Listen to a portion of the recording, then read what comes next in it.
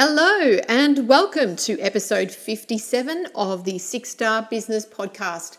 I'm your host, Aveline Clark, coming to you from a sunny day in the northern New South Wales region where, yes, we have been devastated by floods over this past 10 days. Well, you'll be pleased to know that there's a lot of happy people that are now getting some power. The internet was down for a week, which wasn't fun. And in fact, I didn't know how or when this podcast episode was going to get published because we were really out of communication for all that time. Yet we're here. It's a day late, but look, it's been an amazing time, very emotional for the community here and the communities.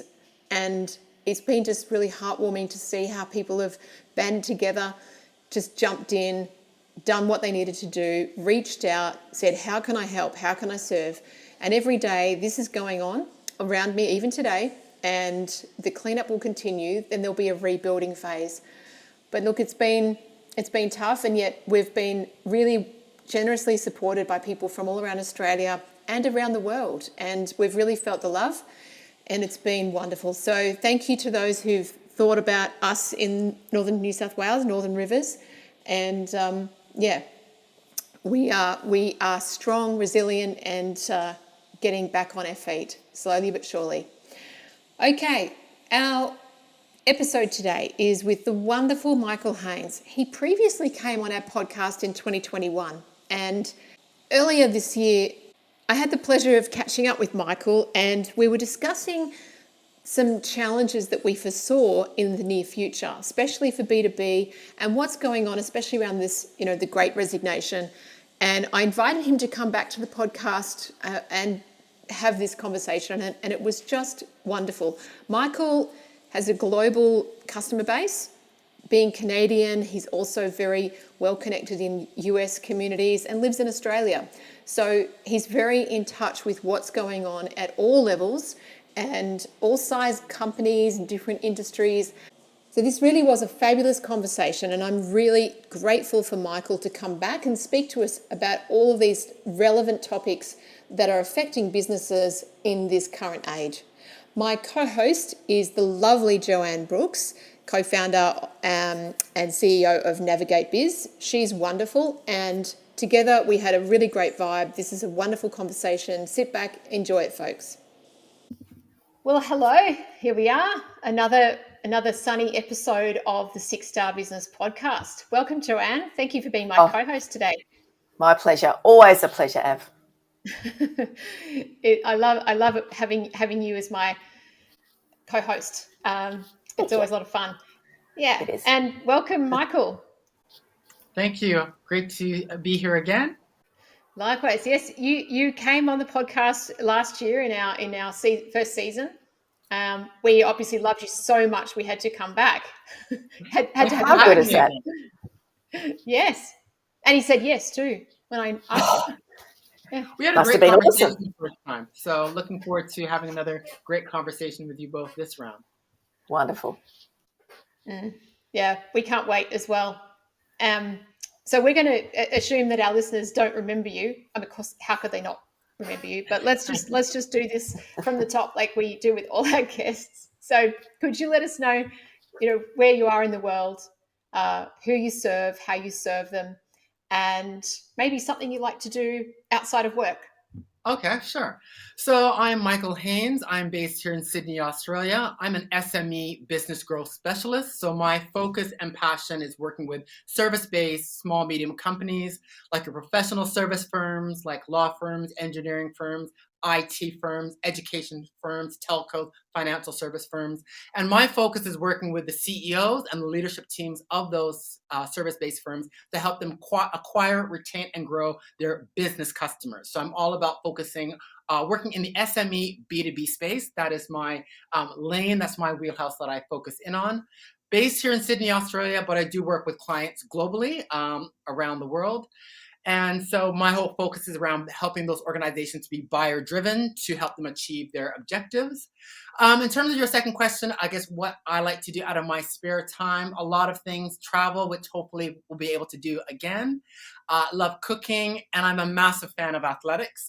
That is my big number one favorite sport that I'm quite dialed into quite a bit. Some of my friends say I should be a commentator in the athletics scene. I don't know about that, but it is one of my sports that I do follow quite closely, and people say I know quite well. So there you go.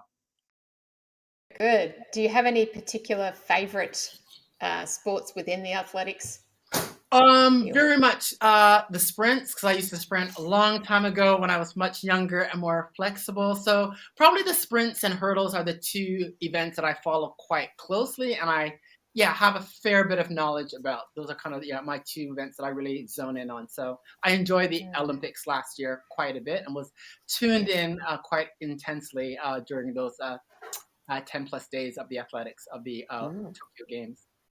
So do you run yourself, Michael? Just casually now, just to keep in shape. My days of competitive sprinting and all of that are long behind me.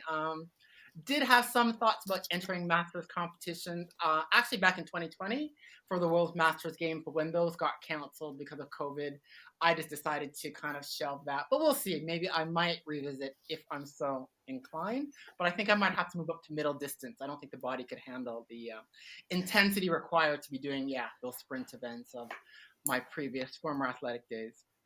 Or do the commentary, right? Yes, true. Very true. That's always a possibility. Oh, I love it. We've all got to have passion, right? Something Absolutely. that we're interested in that keeps us going on the outside. So I could imagine you actually being a sprinter and a hurdler, Michael. You've just got that energy about you. I was thinking exactly the same. Yeah. Yes, I did at one point in time. I just kind of laugh now because, I think all the requirements of flexibility and speed endurance and all of that. Yeah, I think that's long. That's another life, another physical body, not the one that I have. So, I did at one time, so that's fine. Great. Good on you. Age does catch up with us in time, Michael, does it not? Yes. Yeah. Oh, yes, it does. Yes, it to what degree is our choice? Yeah. Mm-hmm. Yeah, exactly. Mm-hmm. So I just for our listeners' benefit, you did join us on the podcast last year, and we had such an amazing conversation then. You and I have caught up a couple of times since then, and I think the latest catch up, we had such an amazing conversation that we kind of fell into this sort of space of looking at the future. And I, in the moment, said, would you like to come back onto the show on your own for us to talk more about this, because you're so passionate about it. And I know our listeners want to know more about, how we need to evolve, because look at what we've just been through. And there's so many unknowns, right? And a lot of our listeners are in the B2B space, but even if they're not, I think a lot of the same things can be applied to any business. But do you want to just share with the listeners a bit about your take on Six Star, but also we'll take it from there around moving forward in terms of B2Bs into the new era.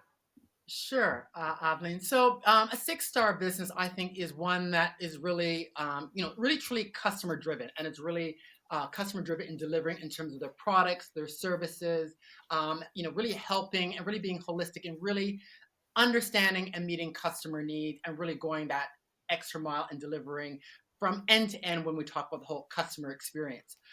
So that to me is really what a six-star business is really about. They're authentic and really focused and passionate about delivering to those end customers that they're serving. Now that extends into the B2B world, where I think there's a lot of aspiration for organizations to want to be, customer centric in the B2B space, but it's an area for which many companies are falling off. I truly believe that in order to succeed and be a six-star business in the B2B space, you must be buyer driven. So you really need to understand who are those that are involved in the decision making, what are their priorities, what are they trying to achieve, work with them to help them achieve those objectives, and in the same, as part of that process, assist them in their whole buying journey. But it's really about being buyer driven and really engaging with them, understanding and delivering to them. That is what is required in order to be a 6-star business in a B2B context, which I think many organizations are falling a bit short because they're thinking at a customer level in terms of the overall organization. I want to get into Qantas Airways, and they're thinking about Qantas holistically, but not zeroing in and really understanding, let's say if they're an IT provider and they're looking to get into a certain division, who are those decision makers within, let's say it's the freight division within Qantas Airways, within the IT division of Qantas Cargo division. Who are those decision makers? What is on their mind? What are they trying to achieve? Where are they struggling? How can you help and serve them meet their objectives? What tools, insights, advice, or what I call AIR, advice, insights, and recommendations, can we give those decision makers to help them meet their objectives? That's really the focus of how a 6-star B2B service provider must operate, and really be thinking from that buyer level. That's often missed, Aveline. I find often organizations focus at the user level. So what do those frontline folks need and require? And that's important, but we need to understand what is going on in the boardroom with those decision makers, those business owners, in terms of helping them meet their objectives, because their priorities and requirements have changed. So it's really about being buyer driven and having a buyer driven focus in terms of how you can serve and support those decision makers is the key to success in a B2B context. Wow. Wow. So just for clarity, so you say, yes, I can hear the wheels turning. The wheels are turning. So just to be clear, when you say buyer, you mean the purchaser, as in the CEO, the board? Well, the decision makers, and who are the relevant decision makers for your particular solution, because that can vary. It may be the C-level, but not necessarily always. You need to understand for your particular product and service category, who are those decision makers? So if we use the example of an IT firm selling into a mid-market large organization, it could be a senior manager within IT that is one of the decision makers, someone from operations, someone from finance, for example. It is those 3 individuals. Often it can be more, but for simplicity's sake, let's say it's those 3 individuals that are going to be involved in making that decision. So we need to understand for that, IT manager, operation manager, finance person, what are their priorities? What are they trying to achieve? And how can we help them in terms of providing insights, information, advice? How can we help them with their decision making and helping them achieve their objectives? It's really all about knowing who those people are, what are they trying to achieve, and how you can work with them, and what can you provide them in terms of advice, insights, recommendations to help them meet their objectives. It's really around connecting those dots. That is the key to success, but it's understanding what's relevant for your product and service category. We must be careful about always assuming that it's at the CEO level, because often CEOs will delegate the decision making to the subject matter experts at a middle or even lower level. He or she will rely on those people to really inform who they should be considering working with and connect with. Exactly, Joanne. Mm-hmm. Is this a shift that you've noticed that is well embraced or not well embraced as a result of the last 2 years? Like I'm thinking that people might have been coming to you to go, well, I want to get my product to XYZ business, but I want to promote the outcome for the end user.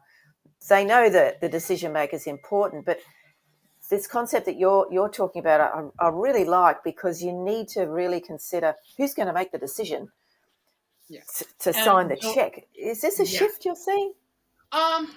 It's always been there. What I have been finding, and particularly in my conversations recently with SME leaders, is that they want to promote. You use that P word. They want to promote. And so I want to grow my business, Michael. I've tried advertising. I've tried social media. It's not working. I've tried lead gen systems, lead gen agency. It's not working.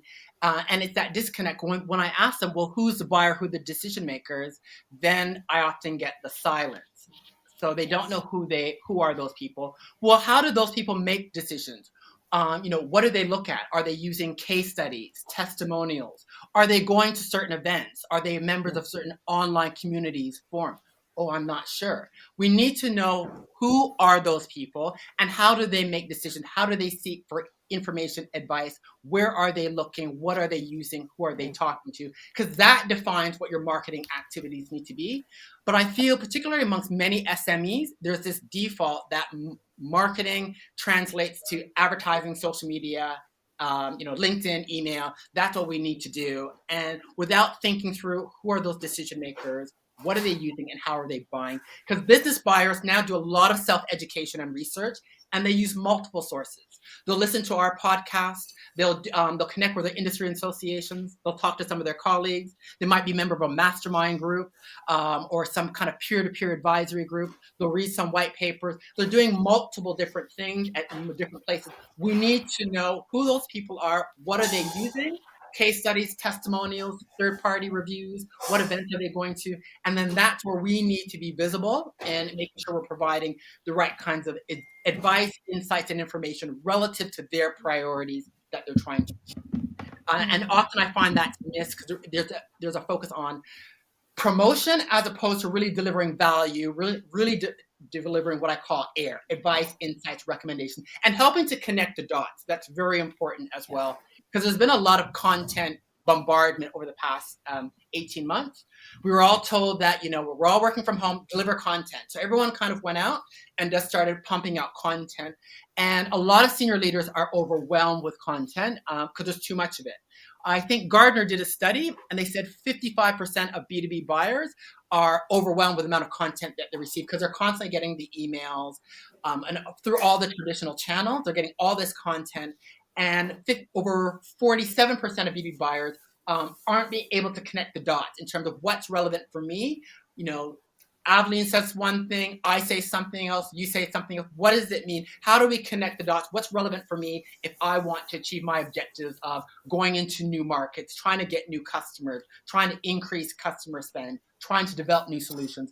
So they really want that connecting of the dots. So it's not just about, pumping out content. It's really understanding what are they trying to achieve and really helping to facilitate them meeting those objectives with the kinds of tools, advice, the things they're using, reading, the activities they're undertaking.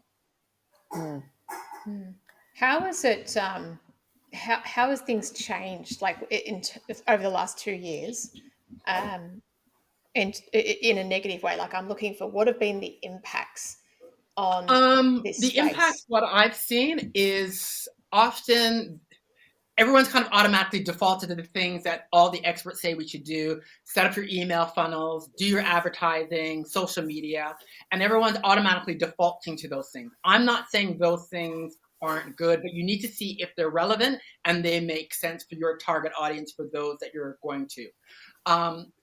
I personally have found from my own experience, for me, some of those things just don't work because a lot of SME leaders I'm talking to, they're bombarded. LinkedIn has its pros and cons. Yes, you need to be there. And I think how much focus you put on there, I think you need to have some visibility there. But a lot of CEOs I'm talking to, a lot of business owners are like, Michael, I'm tired of getting bombarded with the content, or even worse, the show up and throw up. So I connect with Joanne here at 6:26 p.m. And then by 7 o'clock, you're getting the pitch because, do you want to come in for a discovery session or, my, introductory online coaching program? There's a lot of that show up and throw up, and that's really turning a lot of people off. And I'm noticing now more and more senior leaders, when you look on their profiles, if you've got Sales Navigator, no activity in the last 90 days because they're tired of being bombarded, and they just are moving away from it. So those things have a place where we do need to have visibility. And so I'm not slamming them totally, but I think there's just an automatic default. These are the things we're supposed to do without thinking through what really makes sense for your business, for your target audience. And we also need to recognize that business leaders, and again, I'm talking from the perspective of, the SME, CEO, senior leaders, they're often looking for connections and access to their peers, access to experts where they can get the advice, exchange ideas, exchange experiences. So now they're tapping into, there's a gentleman in the US, B2B expert, Chris Walker, he calls it the dark funnel. What are these other channels people are using, like your online communities, your forums, your mastermind groups, the CEO institutes of the world, the Vistages, your various conferences, your industry associations. People are going to these other sources, which you may not be able to to track on your Google Analytics as to where they're going, but that's how they're going to get some of the advice, the recommendations, the insights, the ideas. And so we need to be mindful of these other channels and really understand them and look to see how we can tap into them. The whole concept of communities, tapping into groups, forums, masterminds is becoming a big thing that a lot of SME leaders are looking for. I think partly because of the whole pandemic and we want to connect with people, but also looking for how can we connect the dots, and they want to have access to peers and experts. So we need to be mindful of those other channels and see how they're relevant potentially for your industry, for your customers that you're going after. It sounds to me as though, not unlike small business owners or the audience you're talking about, is these people want to take control because they're flooded with this white noise of social media and blasts, as you say.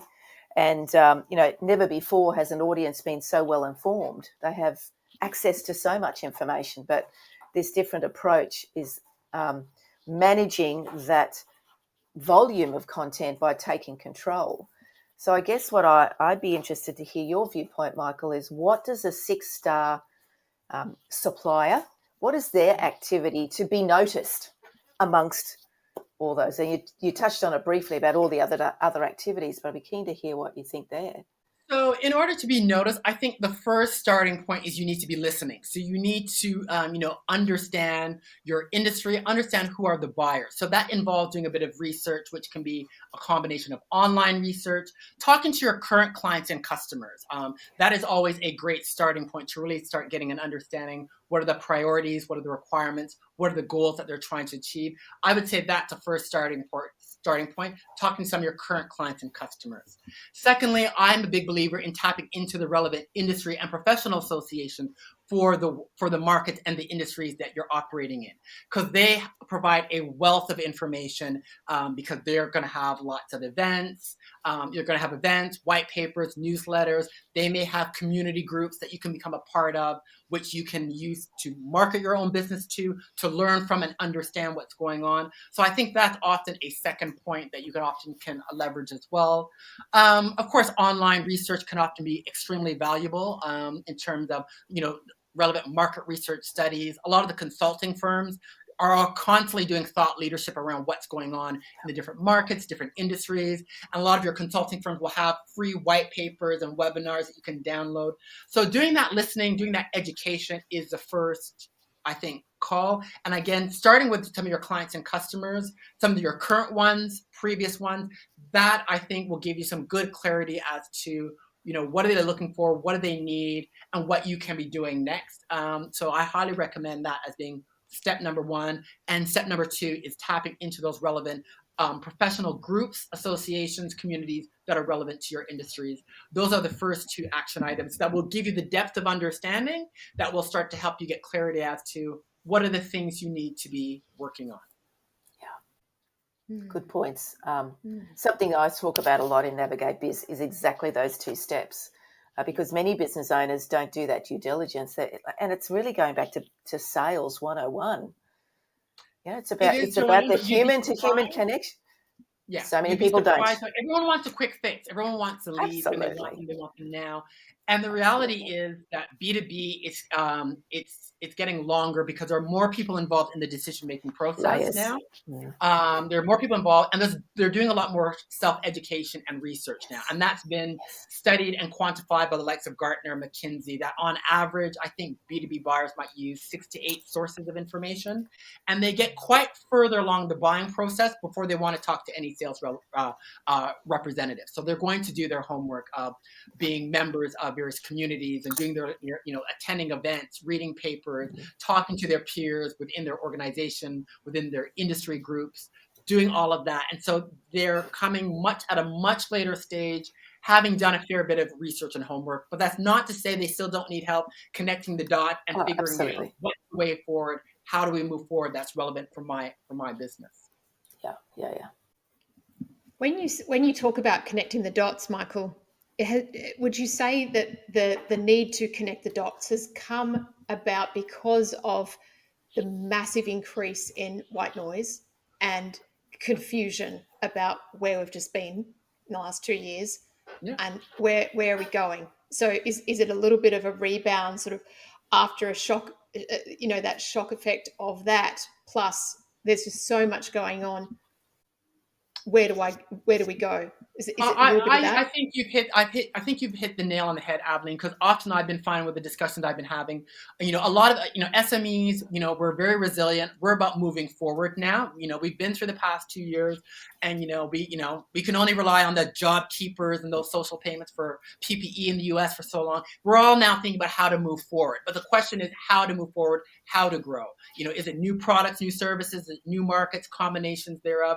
And then what is the approach to do so? And that's where there's this barrage of content, because some folks say, it's all about online. We've got to be online, have our online programs and have our email funnels. Someone else is saying you've got to do X, it's all about social media. And so there's like, well, what do I do? Where do I start? What makes sense? And so there is this sense of, yeah, I need to move forward, but I'm not sure where, how, what makes sense.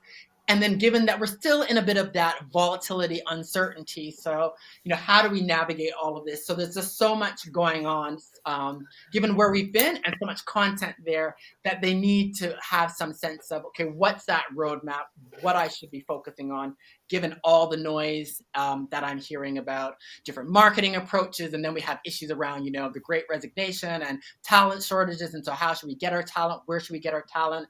And so there's just this barrage of different things, and everyone's saying you have to go online. And I think that in of itself is creating problems. Everyone's thinking online channel, and they're starting to forget, what does this mean in terms of your customers, what they need, how to serve. So it's the barrage of, wanting to move forward, and the barrage of content and all the different approaches that everyone's saying you're supposed to be doing, that it's leaving many business leaders and business owners a bit baffled as to what to do. I also wonder or feel that, there's an experience that you want your customers to experience, and a feeling. And I feel that those dots are becoming disconnected because they want to do this online thing. So is there thoughts around businesses consciously thinking about, well, if we're going to go online, how do we give our customers the same experience or the same level of experience, so the feeling of the outcome of the product, the service, whatever they deliver, is still achieved? And I wonder if many businesses are thinking that, or it's adding to the overwhelm of, how do we evolve ourselves to maintain that level? Yeah, I think customer experience is the word that's it's being used quite a bit. There's a heavy focus in the business to consumer world, and because we see and experience customer experience quite a bit from a consumer perspective, when you're going to restaurants, movie theaters, traveling, going to hotels, you're getting a sense of what those higher level expectations should be. I don't fully believe it's translated into a B2B experience from a buyer level. I think many organizations will focus from a user level in terms of making sure they have the customer success teams to deliver service level guarantees. What's our standards and processes to ordering, fulfillment, training, dealing with issues. And that is great and very important at a operational executional level, but we need to be mindful of those in the boardroom. And those in the boardroom now, they want to know how to identify new opportunities, how to solve problems. They want access to peers and access to experts. They want to, find new revenue streams. These are the kinds of things that buyers, decision makers are looking for. So we need to deliver an experience for them that is going to answer those strategic questions. And so we need to understand what those questions are and how do they want those delivered. There's still a place for doing, traditional. I know we're in this transition time with the pandemic and all, but we still need to understand what exactly does that mean for buyers and delivering the right kind of forms. It may not necessarily mean automatic default to online, and online might just mean having a virtual workshop as opposed to face to face. I do feel to some degrees everyone is thinking about automating and putting everything online and it's automation, and that is not the answer, and certainly not the answer, I don't think, from a senior decision maker perspective. And we need to understand what they need and how best to deliver that. Then you determine what technology and processes. But I think there's this automatic default that we must go online, and online must mean automation. It must mean systematic, repeatable, but we're not thinking around what does that mean. I've also been getting a lot of questions. Michael, how can we get recurring revenue? To get recurring revenue, you must give recurring value. Therefore, you must understand what your business buyers need to understand how can you give recurring value that will lead them to say, sure, recurring revenue stream. So I'll sign up for your program or your service, which generates a repeating revenue. But often people are thinking, I need to have a recurring revenue stream. And they're focusing on that. But well, how are you going to, can you deliver recurring value? You may not be able to. By nature of your service, that may not be feasible. But I'm seeing lots of, I've been approached with a lot of inquiries about how to get recurring revenue stream. Recurring revenue means you must have recurring value. So is that feasible? And what does that mean for business decision makers that they will pay for it? I think one area to look at is access to expertise, to service and support, access to strategic advice. I think access is an area that you may be able to generate recurring revenue because business leaders do want to have access to thought leaders, new ideas, identifying new opportunities, knowing how to build that skill set into their teams. So if you have a way of delivering that to them, then there could be opportunities to have recurring revenue streams because you're giving recurring value by way of access. So that's often one area with service-based businesses. I often say, is there an opportunity to deliver access and of what kind that your business decision makers may be interested in? But again, we have to understand what is it that your buyers and users are looking for. So it's about being customer driven to answer some of these questions. Mm. So would you say, or do you see that the needs and the challenges that the buyers currently have shifted or changed from 2 years ago? Are they wanting different metrics or a different experience or something else? I think they're in need of a different experience. I think business decision makers, the business buyers, are looking for a different experience because again, they're looking for that, advice. They're looking for how to move forward, how to take their businesses forward. So it's how to deliver that in a meaningful way that is really going to resonate with them. And I think that's a challenge because they're bombarded with lots of information, lots of content. There's a bit of overwhelm. It's about helping them to navigate and move forward. So we've got to be thinking about some of the different ways that we can do so that's relevant for them. I'm not saying that your advertising and social media may have a place. It does have a place in some cases and but I think there's been this automatic, okay, we must go online. It's all about advertising, social media, email funnels, and it's not, in some cases, it's going to be relevant, but I have been seeing, from my experience from talking to senior leaders, that's just not working because it's too much, don't have time. And so we've got to be thinking differently, different approaches of how we can get that cut through and deliver value to the clients and customers we seek to serve. And I think communities, co-creation and collaboration are three areas that I think more SMEs need to be thinking about that don't. And 6-star businesses, those that do very well, they are often involved in doing collaborations, co-creating with fellow service providers, with their customers.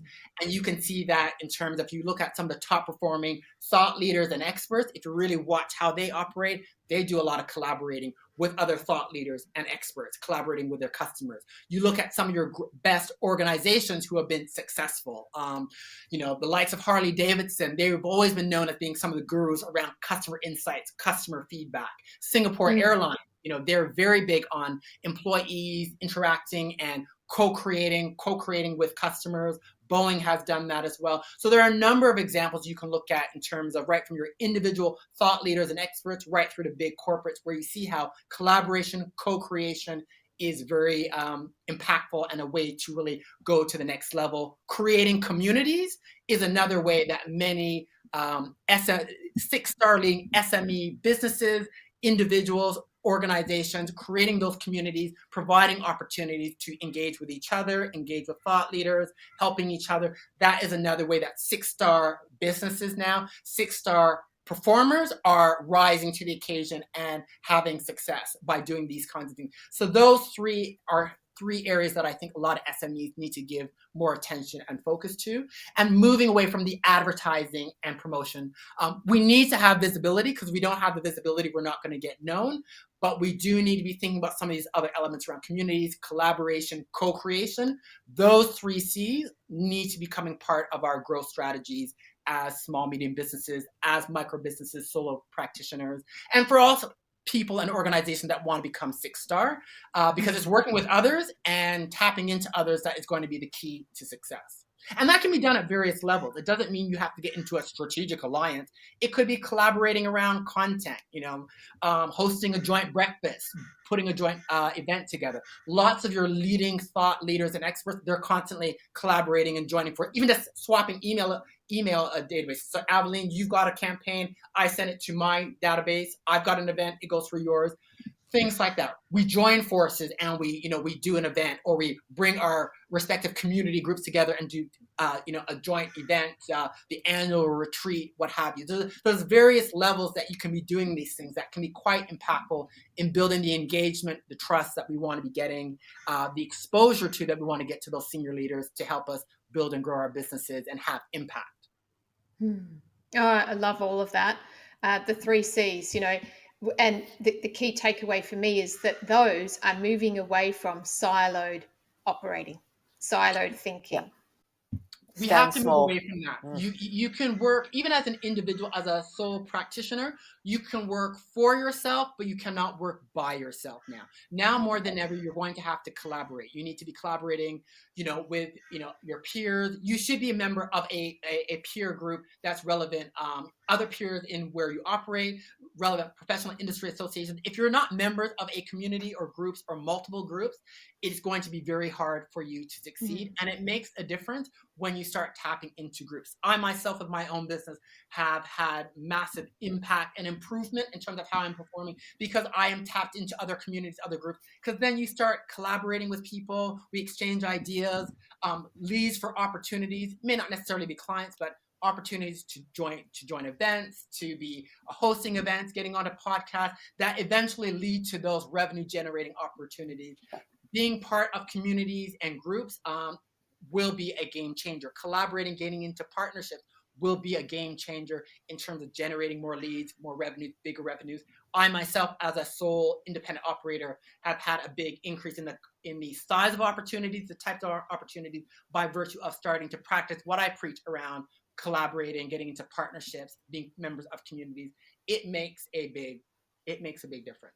It may not happen right away, but it definitely does make a difference. Yeah. And I know in those types of communities, it's the approach of committing to those communities, but also giving and receiving, right? So you don't go in there like the old networking events where you're just shoving cards at people. That just puts everybody off. A huge believer in collaborating with my competitors, with my peers, as you say. It is not just their database and their contacts, because it's this enormous ripple effect. And it's a space of, as you say, community. It's a space of openness. It's a space of collaboration, and it's a space of growth. Yes, absolutely. There's lots of room for us to be working together, collaborating with our competitors, other service providers. There's lots of room for us to be working together. And that's, you will learn a lot in terms of new ideas, new approaches, and you'll be open to various opportunities, including getting access to some of those people groups that you want to be getting access to. So we really need to be thinking far more above around advertising, promotion. You need to be thinking in a very growth-oriented way and true strategic marketing, because really all what I'm talking about really is grassroots in marketing strategy. When I did my MBA and my executive ed courses that I do overseas, this is all really grounded in strategic marketing. I don't use the term marketing because I find people have a very limited and a very narrow and a very negative view of marketing. They think it's advertising and it's promotion and it's lead gen, but it's really around understanding your customers and your markets and delivering to them. Because at the end of the day, I believe business leaders, we need to answer three key questions in terms of growing, building our businesses. what we need to deliver to the customers and clients we want to serve, how we need to deliver to them, how we need to promote and engage with them. Those are the three fundamental strategic questions that we need to be able to answer and respond to for every client customer group that we're seeking to serve. Love it. And I do too. It's interesting because it gets back to the understanding, and it's taking one's focus away from self to the other. In other words, not how can I just make a whole lot more money? Let's just throw some ads and hope that we'll just get some more customers, and we're going to do it all our own because we're in that competitive mindset, which unfortunately it still exists, but it was how I got introduced to business. It was competitive, it was competition, it was rough, it was tough. It was like instead of collaborating and linking arms, you'd be banging shoulders, right? It was kind of like who was the toughest. So it's a complete mindset shift. And Yeah. I believe that, and I'd love to hear your thoughts, those that don't shift their mindset will not succeed. And they may even go out of business in the future. Absolutely. You certainly have to shift your mindset, and we have to be, innovative and thinking new ways of doing business, and coming up with new ideas and strategies. And it is very much around collaboration, co-creation, community. I do believe the three C's are going to be some key elements that to some degree are going to have to become part of the fabric of how your business operates if you want to go to the next level. We have to have visibility. We do have to be visible. So I'm not saying that, visibility is important. If you're not visible, people don't know about you, you are not going to be able to succeed in business. But the way in which we go about it is very much going to have to change by virtue of the fact our business buyers, talking in a B2B context, our business buyers and even end consumers as well, they're savvy, they're doing lots of research, they're well educated. Advertising is good for awareness, but advertising will not make you want to buy. It's not going to help you engage in a relationship and sign a contract. It may get you on the radar, but that's all it's going to really serve. You're really going to have to be very value driven, impact driven, being buyer driven, and how you can seek to serve and really provide that insight, advice, recommendation, air to them. That is really going to be the key to how you're going to build and grow your business. Wow. What challenges do you foresee in the near future for businesses who want to be six-star but who maybe don't do the three C's or don't get out of their own way? Well, getting out of your own way, I think is a big thing. I think the whole mindset as leaders, as business owners, is something you really have to focus on and do a lot of work on, because that will really drive, the decisions of what you're willing to do and what you're willing to undertake. So mindset is going to be very important. I do believe you have to invest to grow in terms of time, effort, and money. And increasingly now, visibility is still important, because if we're not visible, we're not going to be able to do business. Gaining access to visibility now, there's more and more paid components now. So, to get into the right kinds of, mastermind groups or what have you, there's going to be more investment required to get that visibility that you need, to get into the conferences, to get into certain mastermind groups, online communities. There's a more pay to play. And so you're going to have to be prepared to make the investment. Those that are not prepared to make the investment are going to suffer the consequences. So you have to invest to grow from a time, effort, and money perspective, because increasingly now, to gain, the more elite, the higher up you want to gain access, there is more of a cost to it. So you've got to be prepared to make those investments, and that goes back to having the mindset around making those decisions in terms of what initiatives you're going to undertake, what investments you will make. Yeah, and that, I guess, for me, comes back to the commitment of why these people are in business, why they have the roles that they do.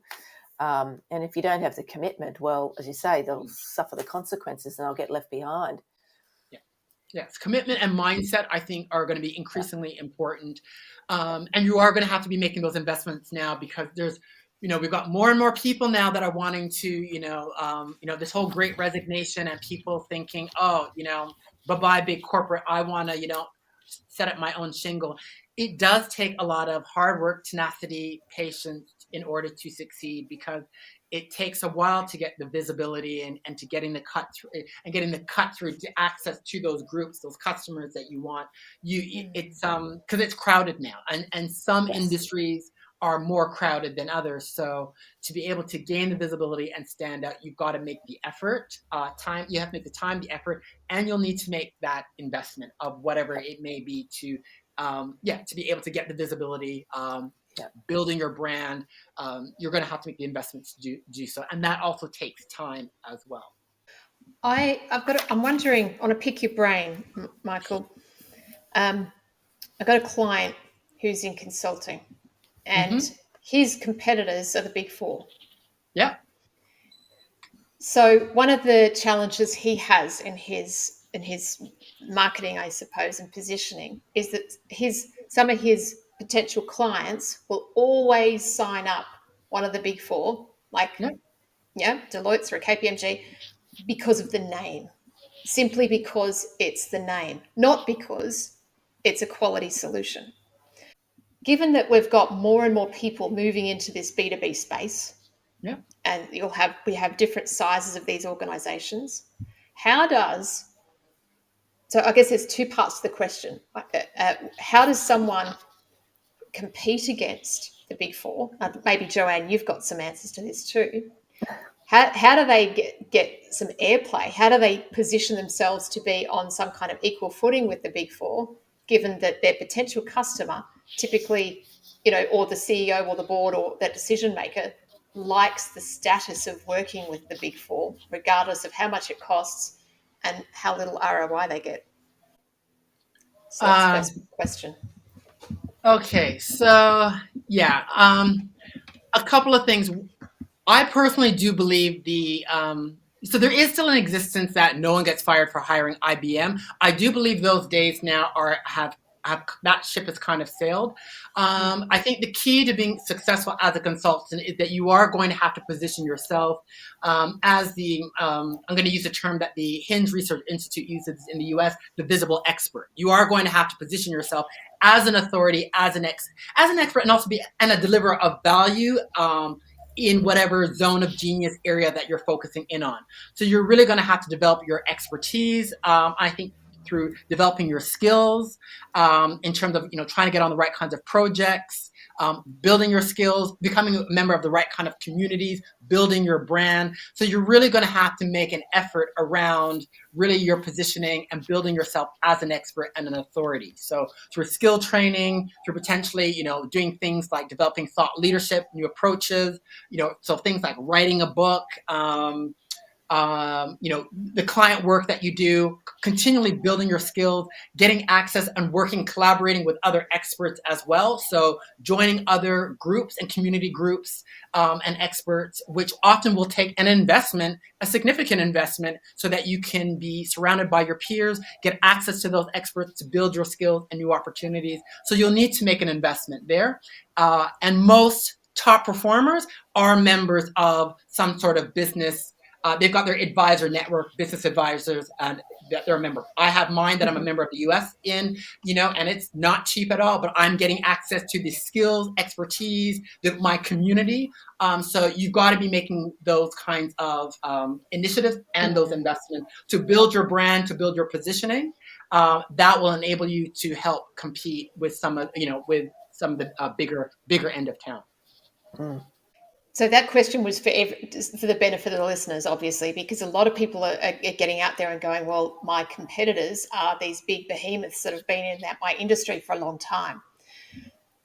Do you see that in the future, with all the way that things have happened in the last 2 years and how we've been rocked and everything we're talking about, will that shift, do you think? Will the Big Four also need to be hired on merit and value, just like we're talking about in a smaller space? I believe so, absolutely. And I think it's starting already. I mean, my first gig as an independent consultant, I got my first gig because one of the Big Four, it was on a segmentation piece of work, and the marketing director for this firm had hired one of the Big Four. I will not say which one, and it was absolute garbage. And so the marketing director was like, well, Michael, you couldn't possibly do any worse than what I paid for this first round of work. So see what you can do, fix it. I know you'll be, as an independent consultant, consultant, even at your top end, you'll be a fraction of the cost of what I paid a big firm. So those days, a big firm sitting on their laurels now, that's out now, because business buyers are savvy and they recognize that there are a lot of niche firms, independent operators,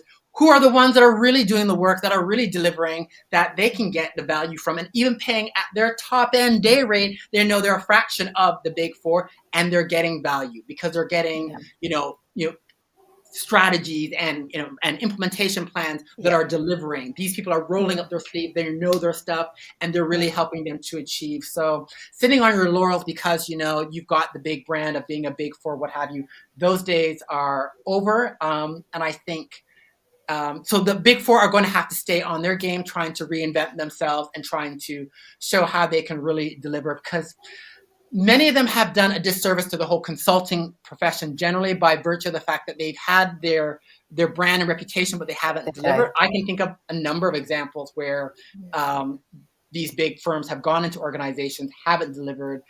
Companies have spent lots of money. And then I've come in working with where I've collaborated with other niche firms, and we've gone in and have had to fix the work that the big, some of these bigger, top tier boutique firms have done.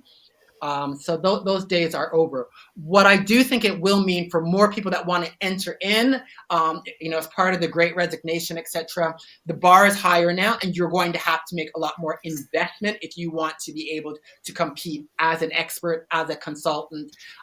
You're really going to have to, raise the game, build your brand, continually developing your skills and expertise, collaborating, gaining access to communities and groups, having advisors for your own business to help you take to the next level. You're going to have to be doing all of these things. And some of that will mean making a sizable investment in order to be able to do so.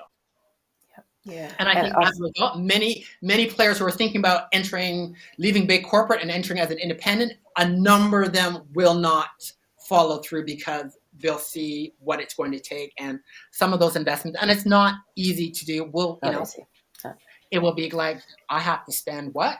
It's like, it's not an easy road. So there will be a bit of a shakeout. But I do think the days of the big four, those, the big end of town dominating, I think those days, it's happening already. Those days are over. And I think, Michael, the large corporates, whatever sector they're in, I think a lot of people are recognizing that they might be high tech, but they're not high touch. And, your individual consultants can come to you with the years of experience. They can, they should be able to articulate the value that they're going to bring. And I know I've been in this position, which Av knows my story. And it was that I was a very small player in a very large space, but I could flex and change and deliver quickly, whereas the larger end of town can't move quite so quickly. And are they going to identify the person, the representative in that corporate to fill the need of that customer? Whereas the consultant, if they've surrounded themselves with experts, they can draw on people from left, right and centre. Well, let me bring in this person because I know and I trust this person. And it just it delivers quicker, a higher value. But as you say, the individual has to do the work. They have to, like the amount of work that I had to do to get myself in that was significant and a large investment, as you say. But it's having your eye on the end game. What are you looking for? What were you as a business owner looking to achieve, and how are you going to do it better? You can't go in this with this egoic approach that I'm just going to do it better than them. Yeah, and that's you have to have a repertoire of things, right? Yeah. You have to have that growth mindset, which I think is critical in terms of being a 6-star performer, creating a 6-star business. It's that whole mindset, which you continually have to be working on constantly. Just as like how you go to the gym, you continually have to be working on your mindset, because that's going to help position you to undertake the necessary actions, investments, decisions you need to make to maintain and thrive as a business, as a leader, to have impact on the community, clients and customers that you want to serve and have impact with. Indeed. Wow. Michael, are you excited about the future? I'm very much excited about the future. Very much so. Yeah. I'm very much excited. There's a lot of hard work involved, but I've never been afraid about hard work. I've always been known as a doer. So I'm very happy. Yeah, I'm very excited and optimistic about the opportunities that the future holds. entrepreneurship is a long journey, and it's one step after the other, and you'll get those small wins. You just have to keep moving, keep your eye on the prize, keep your mindset straight. But you get there. It's a long journey, but you get a lot of wins, a lot of satisfaction, a lot of impact along the way. And as you keep going, momentum builds momentum, and there's just a lot of opportunities now. And people are a lot more open now. They're craving for collaborations and working together, and bigger organizations are open to new ways of working and who they work with and how. So it's exciting. It's good times. It's good time. It will take a lot of hard work, but it's all worth it. All worth it. Indeed. Can't agree with you more.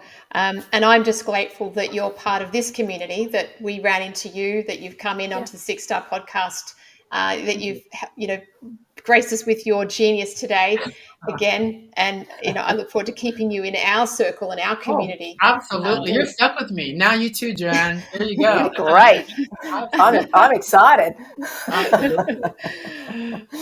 Is there some gem or piece of wisdom you'd like to leave our listeners with today, Michael, as we bring this to a close? I would say the one gem I would say is have a discussion with your top clients and prospect. Make a list of who are those key, either top current clients or the ones that you want to have, or maybe the ones that you've lost and you'd like to get back. And start to have some discussions with those folks to understand, who, where they're at, what are their priorities, what are they looking to achieve. Have those conversations. It doesn't have to be very lengthy ones, 15, 20 minutes face-to-face via the likes here on, Zoom, platform, but have those conversations, record them, and then share those learnings with your team members, brainstorm around them, because those conversations will start to give you some clear roadmaps, some clear action items of what are some of the things you should be thinking about and further investigating and making some investment in terms of time and effort to take your business forward and to achieve your objectives. So start with those initiatives, start with your current customers and clients, and just have some meaningful discussions with them. I think that's a great starting point. Even if you've talked to them 3 or 4 months ago, the world has changed. We're in a new year. We're in a new, situation in terms of where the world's at. There's been lots of movement. So you really want to make sure you're on the pulse of where things are at and how businesses, how your world, your community, your clients are trying to move forward. Well said. Very well said. Very wise. And I hope our listeners take heed, because that in itself is a huge, it's huge in an undertaking sense because of the value it brings and what you'll mine from that, what you'll get from it. Yeah, the gold. The gold is there. But start even just with a handful. You don't have to, be looking to do, massive hundreds of clients and customers. Start with a handful and go from there, because you will get some learnings from those discussions. You will get some nuggets that will help you to give some clues as to what's the next step, where else you need to be looking, investigating. It will start to help you start to build a roadmap, a plan for your business. Nice. Wow. Thank you so much, Michael. My pleasure. Thank you for having me. It's been great fun. That's great. It has. It really has. Insightful. As always, just goes so fast, and I'm just overwhelmed, and I'm very grateful. That was filled with nuggets, and I know our listeners will love it. So thank you so much for your time. Thank you again. It's been great fun. Thank you so much.